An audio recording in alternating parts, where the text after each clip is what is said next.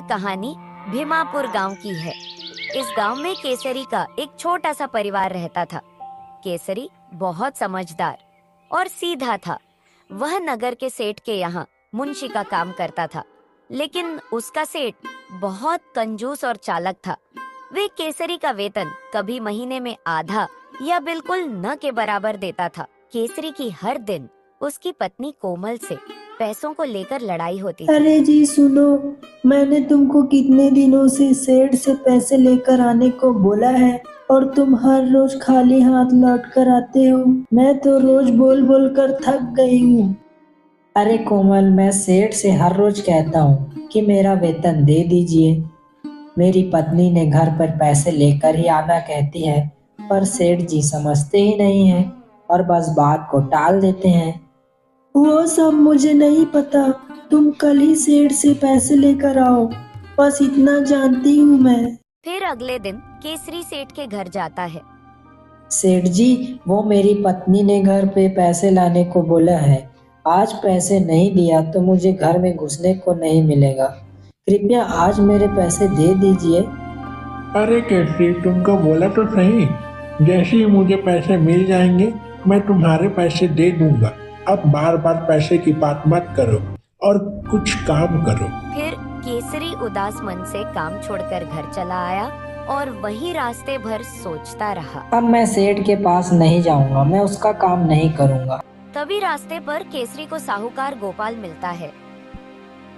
अरे राम राम साहूकार जी, वो मुझे कुछ पैसे उधार दे सकते हो? मुझे पैसों की बहुत जरूरत है। अरे हाँ, इसीलिए तो मैं साहूकार हूँ। बोलो कितने पैसे चाहिए। बस 1000 रुपए। पर मेरे पैसे ब्याज के साथ लौटा देना, वरना तुम्हारे साथ बहुत गलत होगा। जी साहूकार जी, मैं आपके पैसे जल्द ही लौटा दूंगा। फिर केसरी घर पहुंचकर अपनी पत्नी को पैसे दे देता है। तो आखिर सेठ ने पैसे दे ही दिए।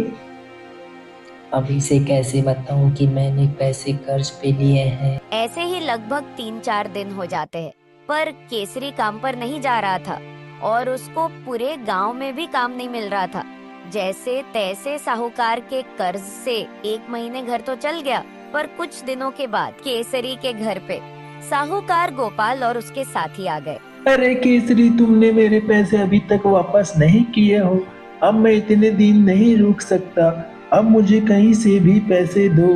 ये सब बातें सुनकर केसरी के पिताजी बाहर आए और उन्होंने साहूकार गोपाल को प्यार से समझाया। बेटे गोपाल, केसरी कुछ दिनों में आपके पैसे लौटा देगा। अरे जी, आप मेरे गहने गिरवी रखकर साहूकार के पैसे लौटा दो, नहीं तो वो फिर से घर आ जाएगा। हाँ कोमल, तुम सही कह रही हो। मेरी किस्मत इतनी खराब है कि मुझे कहीं पर काम नहीं मिल रहा है। मैं अंदर ही अंदर बहुत परेशान हो गया हूँ। मेरी ऊपर घर की जिम्मेदारी है। गांव के सभी लोग मुझे ताने देने लगे हैं। अब तुम ही बताओ मैं क्या करूँ। केसरी मन ही मन अपनी बुरी किस्मत को कोसता रहा। फिर एक दिन उसकी किस्मत ऐसे खुली कि वह बहुत खुश हुआ। अरे मोहन काका, आप मेरे घर पे? हाँ बेटा, मैं तुम्हारे लिए एक बहुत अच्छा काम लेकर आया हूँ।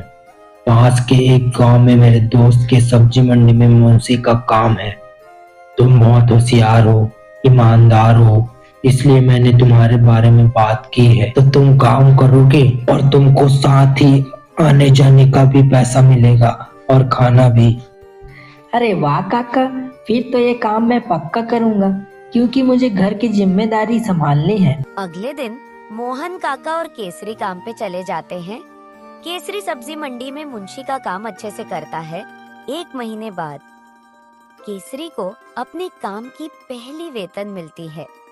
वो ये बात अपनी पत्नी को बताता है। ये लो कोमल पैसे, मेरी पहली वेतन 3000 रुपए। दोनों पति पत्नी खुश हो जाते हैं। फिर केसरी सोनार के पास जाकर अपनी पत्नी के गहने वापस ले आता है। उसकी पत्नी गहने को देखकर बहुत खुश होती है। इसी तरह उनका जीवन खुशहाली से भर जाता है।